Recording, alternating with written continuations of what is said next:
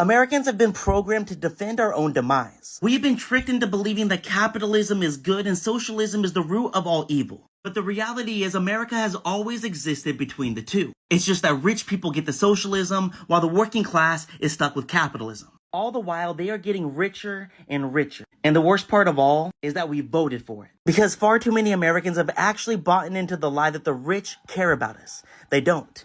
Especially this one. It was this that inspired my short story, Dinner and a Show. A short story about a small group of extremely wealthy people, revealing not only how little they care about the regular person, but about how little they respect them. Here's a sneak peek of that story. On the third Thursday of every month, a dinner party was held among the secretive and elusive group referred to as the Presidential Cabinet.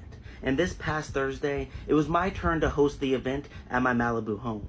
As host of the event, it was my duty to ensure intellectual dialogue was constantly occurring.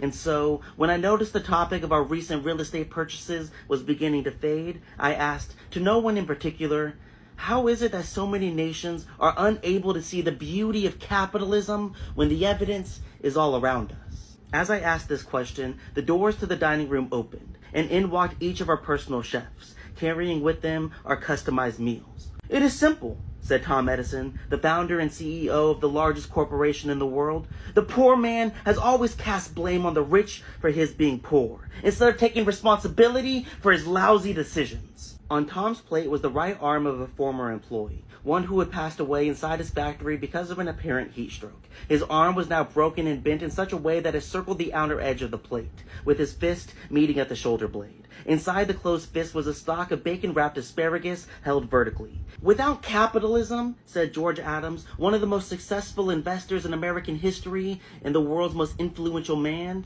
change is impossible. There needs to be motivation to change, to grow, to evolve. Capitalism is the only true motivation.